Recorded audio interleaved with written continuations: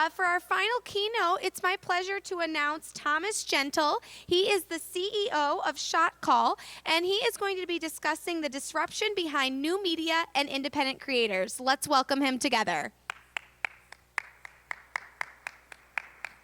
If you want to take it out, you can. Okay, awesome. Put it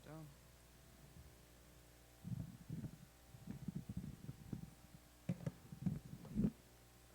Hello, hello. Perfect. Hello, everyone. I'm going to do this one a little bit differently from the past keynote speakers. Bear with me. It was a little short notice, but I'd like to frame this more as a dialogue, more as a conversation between myself and anyone else who would like to chime in. I don't really enjoy too much the stand on a soapbox and talk. I believe it will lead to people getting onto their computers or their phones, so I'd like to have some degree of engagement. I think it'll be a little more entertaining, especially because it's regarding a topic that I think is imperative for all of us to understand here at InterCon, yet we don't talk about it enough. So how it will be framed is I'm just going to go from question to question, and if at any time you would like to chime in, share your opinions, or ask a question, feel free to do so. So first, I'll give a brief background on myself and what it is that I do. I know I look young, very, very young, and I am. I am 27. I am a graduate from Georgia Tech out in Atlanta. I've worked on a number of startups before. I have a background in IT, project management, investment banking, specifically in mergers and acquisitions, and I'm also a full stack dev from Georgia Tech. But more importantly, I think it's imperative to understand why it is I might be uniquely qualified to talk about the topic at hand. So I'll give you a little bit of story about my past. If you can't tell already, I have a bit of a stutter. Some people are born with a stutter. Some people kind of stumble into having a stutter due to individual circumstances. Mine formed around the age of 8 or 9. And it is because of that, I lacked the ability to communicate, to express my identity, to form relationships in a way that most people take for granted. One of the things I dreaded having to say the most was, "Hi, my name is Tom." Just a really simple introduction, couldn't do it. So for the majority of my youth, you could find me in either two spots. I'd either be in the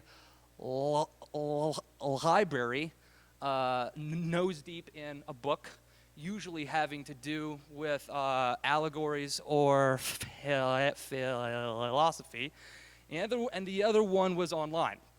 I grew up on forums and image boards, all of the ones that you might hear about in the mainstream media, being controversial and full of all the wrong types of people. That's where I grew up, and that's where the majority of my relationships and my community was initially formed. I was one of the first users on YouTube at its inception nearly a decade ago, more. Guys like PewDiePie, who have almost 100 million subscribers, more subscribers than the majority of countries around the world have a human population. I was one of his first 1,000 or so subscribers. Before, of course, Facebook, there was MySpace and AOL and all of that. And that's where I took solace. It's where I found my home. And it's because of this, I very much so have my finger on the pulse of this community, of this industry. I've seen it evolve for better and for worse. And what was once considered very niche, very much so the kind of people who would reside in the basements in the dark and covered in Cheetos, is now very much so in the mainstream, regardless of whether or not you know it. every purchase you make, every bit of information you absorb, whether it be online or offline, is being influenced by a community you may not even know exists. So I'd like to get into that. What exactly do I mean by new media and independent creators? I think it would be imperative first to talk about what is old media or legacy media. When I talk about media, it has to do with the kinds of people who either influence ideas, push information, and therefore shape culture. It'll be journalism, it'll be media conglomerates, it'll be CNN, it'll be MSNBC, it'll be Fox, Time Warner, Disney. These are all media organizations that I think it's safe to say everyone here would be very familiar with. New media would pertain to what is online.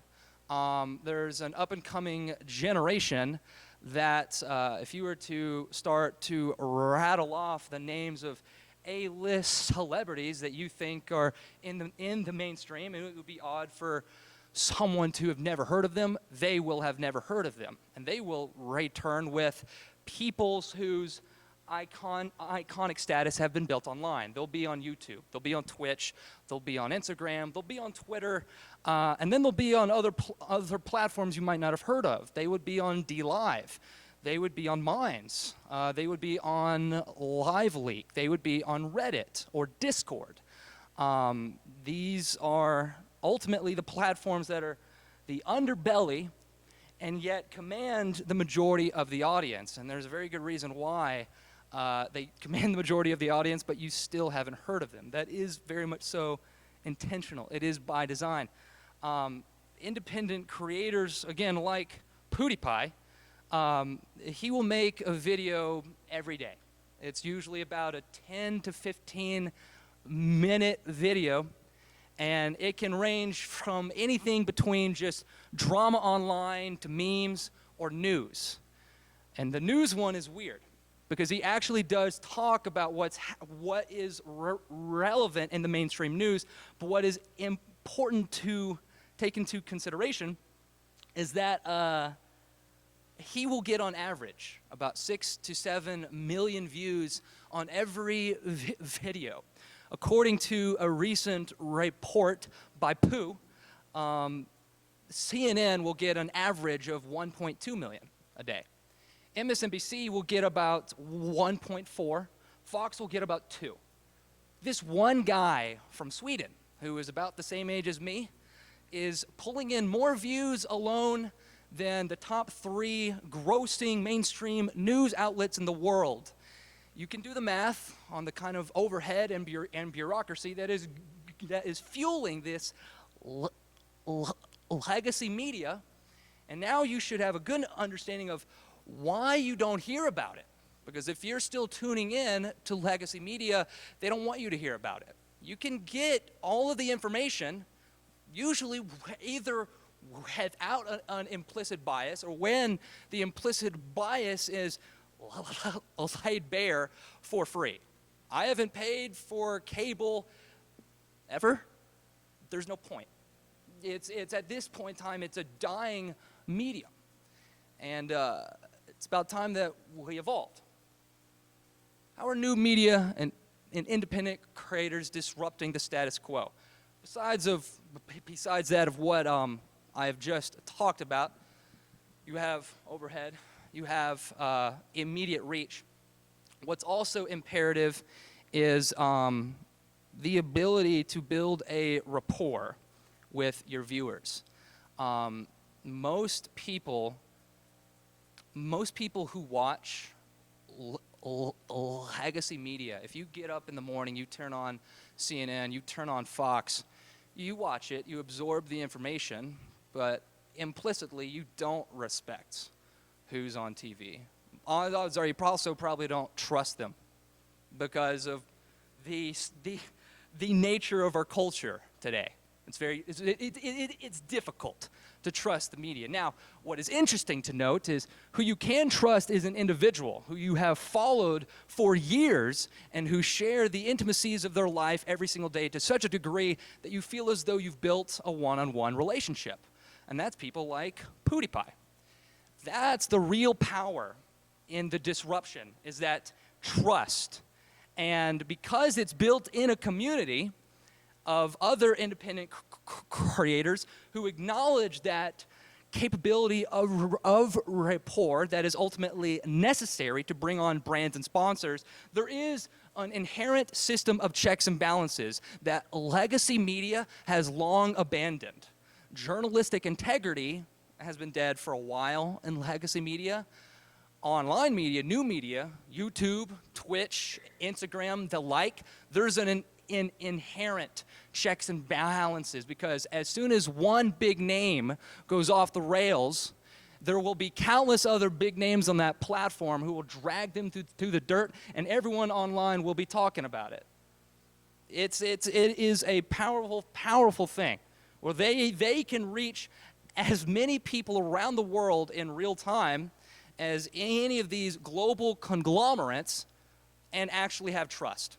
The kind of trust, by the way, that the ads and brands specifically want. They understand. You talk to any kind of an SEO specialist, a digital marketing guru worth their salt, they will absolutely tell you the old way was Instagram ads and Facebook ads and Google SEO. Still do it depending on your product. But if you really want to capitalize on marketability efficiency, you'll put your product into the hands of one of these icons. And there are a few brands that are already doing it. You'll have G Fuel, Razer, Samsung now has just partnered with Ninja. They signed a $2 million contract for this one kid who is 24, who just plays games every day because he can reach more people than Time Warner. There's a reason why legacy media is afraid. And we're going to get to what has been the backlash and how can legacy media compete. This one can be a little controversial. As you guys can imagine, with the state of journalism and culture, predominantly in the West, there's a lot of incentive for legacy media to attack individual creators in a way that would resemble more of a smear campaign than it does journalism. Regardless of where your affiliation might lie, I think it's very difficult for anyone to deny this. And they have all the incentive in the world to do it because their long-term career is on the line. And we give them all the credence in the world to continue to do it. It's not as though they just really want to stir up the controversy.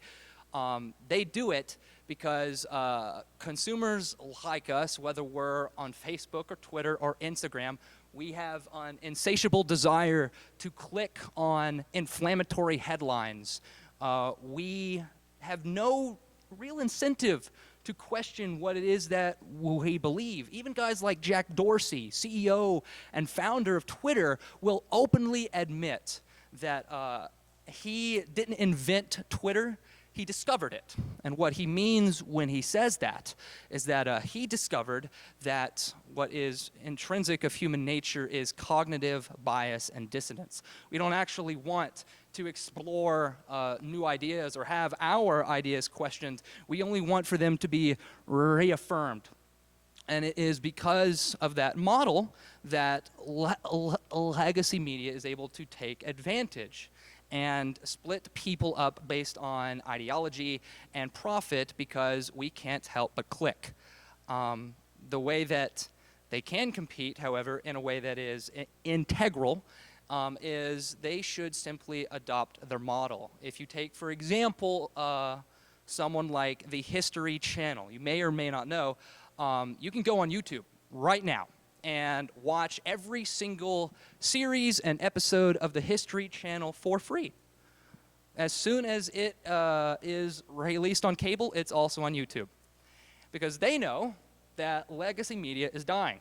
They're still in contract, of course, with Dish and Comcast and all the like, but they bring in more views and more ad revenue by putting out their content for free, and they feel no need to slander the competition. That's how they can compete. They should simply adopt. They need to pivot. It's what all of us inevitably have had to do in our careers, learn how to pivot. And unless these legacy media conglomerates are willing to do the same, they will and fall the to industry the side as a whole.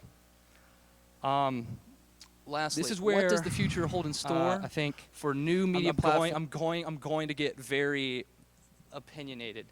You have platforms that are predominantly managed and follow a similar hegemony of Silicon Valley, regardless if they have the same shareholders or not. You have Twitter and Facebook and Instagram and YouTube and Twitch and the like. Of course, Amazon is Seattle, but the hegemony thought process, the ideology remains the same. What is important to understand is if you follow along with what is colloquially called online the ad apocalypse, where legacy journalists go out of their way to find independent creators on these platforms and say, hey, I don't like what they are saying. It's not necessarily illegal. It's not even necessarily incorrect. I just don't like it. They will then go after the advertisers, sponsors, and brands that give these platforms any worth and blackmail them, saying you don't want to be so-and-so, you should probably pull out. And it means there needs to be two things to take place. One, these platforms, if you have noticed, I keep calling them platforms. That's what they call themselves. Technically, they're not. They are publishers. And it's important to acknowledge the distinguishes between the two. A platform is, as we should all know, is an aggregate type of a site where people can post their own content. Be damned, ultimately, what that content is. It's not the rules or it's not up to the platform to crack down. They're simply there to host. Otherwise, you're a publisher. And if you have terms of use and services that you apply in a subjective way or an objective way, regardless, if you crack down on the content on your platform, you lay the groundworks now for being a publisher. Now, what this means is that if you are going to, you cannot be both. And they have been affording the luxuries of being a platform all the while acting as a publisher. They will ban certain channels and it will evolve. They aren't explicit in their terms of use and services. They will demonetize channels and it's constantly a back and forth. At some point in time, there will need to be some kind of regulation. As much as I am against regulation, there will need to be something to where these platforms must choose. Are you a platform or are you a publisher?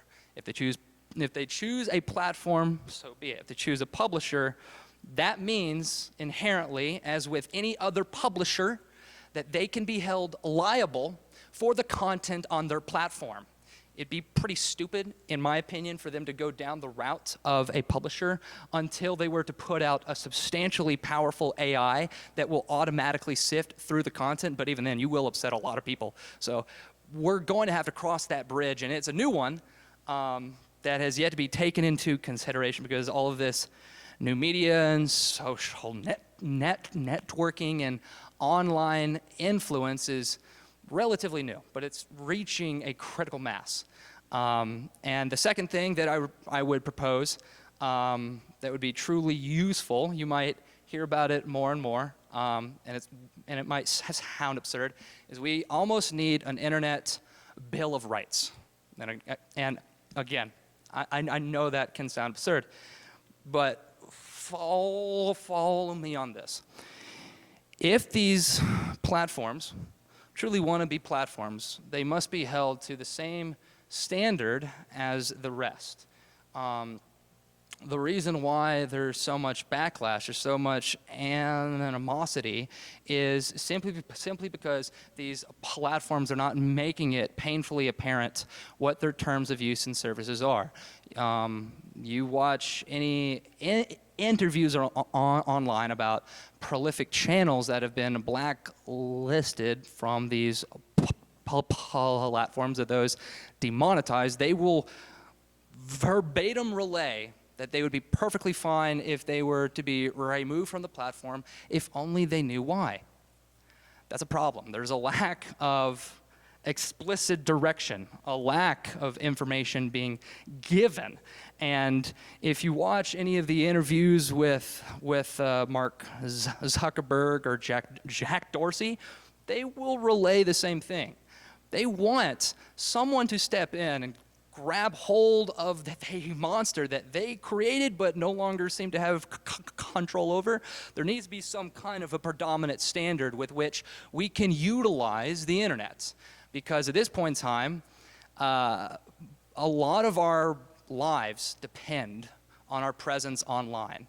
As crazy as it sounds, think about your need to have a LinkedIn, a Facebook, a Twitter, an email, as absurd as that sounds. What if you can't access it? How does your career flourish? Now what? Who's held accountable?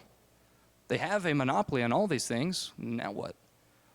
There needs to be some kind of agreed upon internet bill of rights. And it gets talked about a lot online. In fact, a number of presidential candidates, one who I think is hilarious is Andrew Yang, has already begun the process of writing one. It's a very real thing, and I think it's imperative that we all stay on top of that, because it will radically shape our industry, regardless of what industry you're in, because it'll affect how you communicate, not only with your own company, but your customers. So that's all I had there.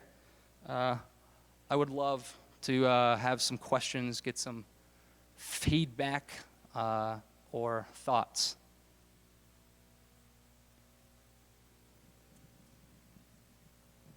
Yeah, I was just curious on your opinion. I've definitely seen the younger generation spending time on YouTube and not on, even Netflix.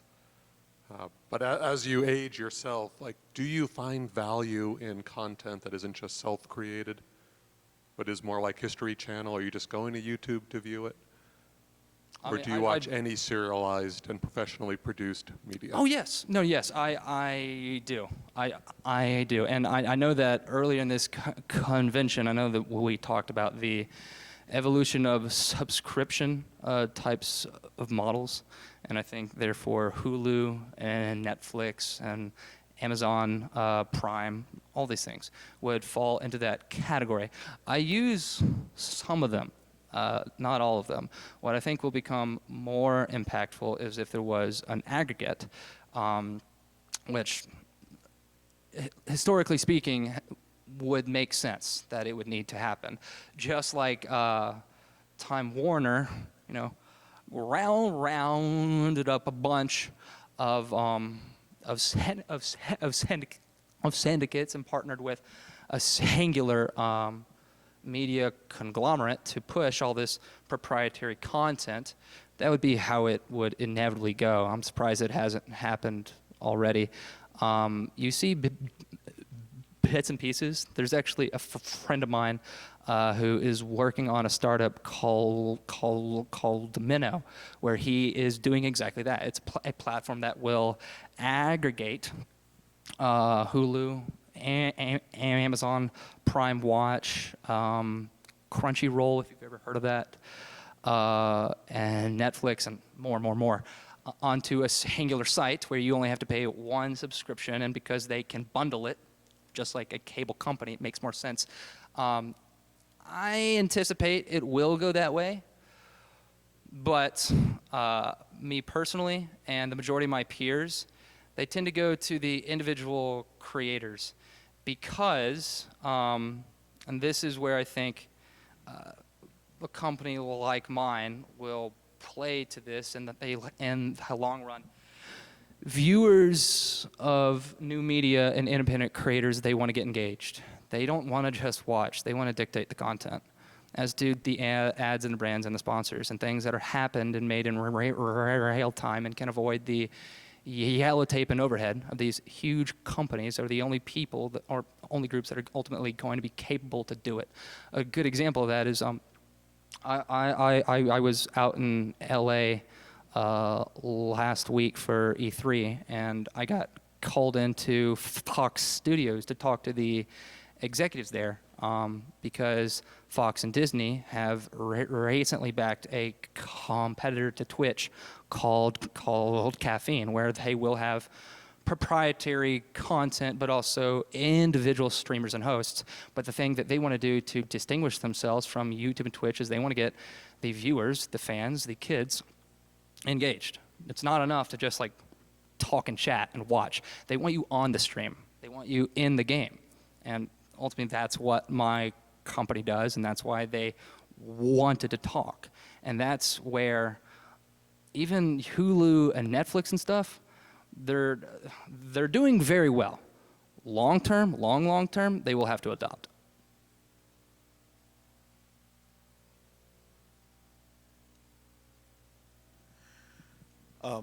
So you had mentioned influencers like PewDiePie and others that have tremendously large followings. But you know, a lot of these followings that I see are generally, and you can tell me if I'm wrong here, are in the entertainment space. You know, interesting reaction videos, unboxing, stuff like that, the commentary on things that are popular culture. And I think that's probably a large reason why they have a huge following, because it's something that hits everybody and can go across cultures and geographies, etc. But do you see, you know, and you mentioned that reach against the reach of legacy media. Do you see any creators or influencers similar to these folks that are actually in the news space or the science space or something that is a little bit more, you know, quote unquote hard than you know, just pop culture? Absolutely. A good example of that would be Philip DeFranco. He has about 12 million subscribers. He alone still, his whole channel now is dedicated to hard news, like real news.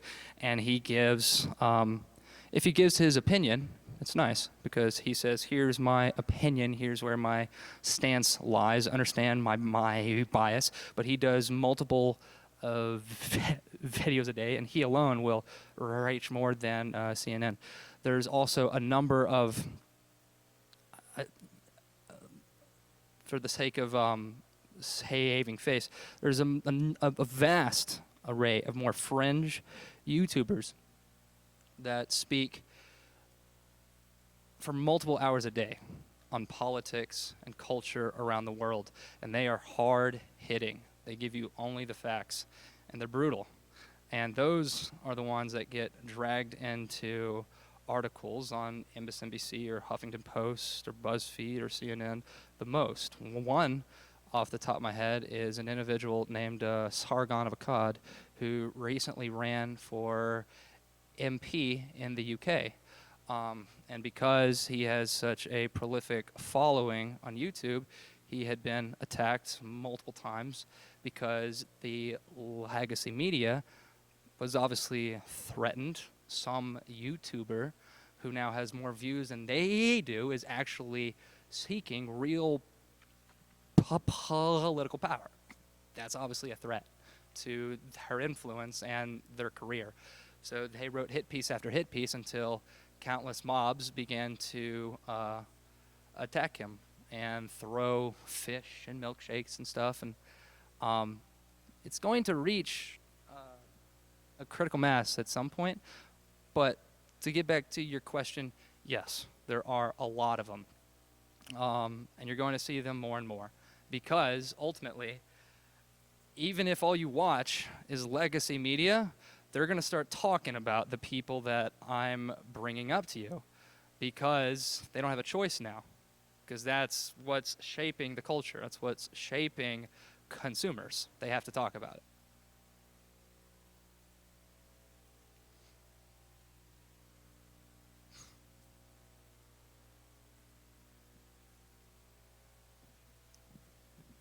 Thank you. I think it's a great keynote. I agree with about 80% of the things you said. I myself was born in the forums, and that's where I learned how to code, and that's where my career was built 14 years ago. All the underground places. I think there's some we differ in a couple of things, and one of those things is the fact.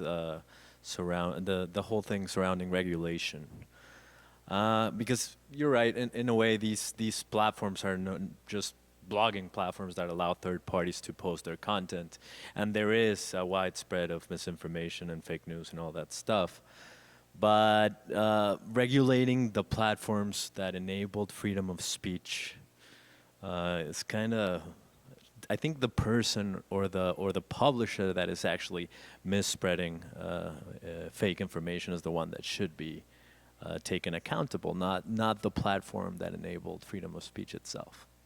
So I want to make sure I understand your thought process. When you say the publisher should be held accountable, you mean the individual, say on Facebook, who makes a post, yes? Yeah. Okay, so the problem I'm going to have there is that who are you going to give ultimate authority to crack down on what is and is not appropriate speech, what is and is not offensive, what is and is not real?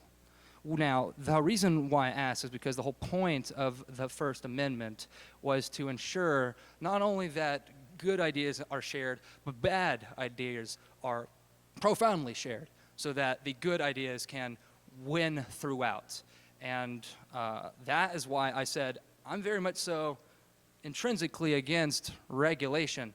But either these platforms are platforms, they host the content, or they're a publisher. Because what you just described could also apply to the Huffington Post, or to BuzzFeed.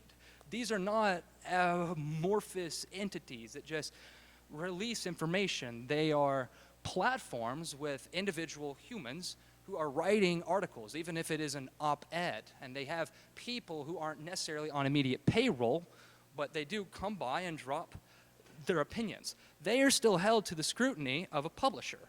Why is Facebook and Twitter and the like not? It's something to take into consideration.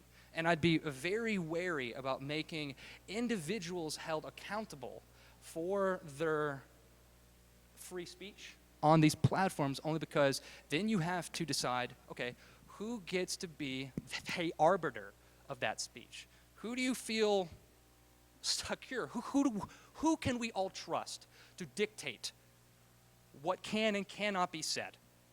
That would be my concern. But I do like that question. It is good. Is that all? Cool. All right, guys. Thank you.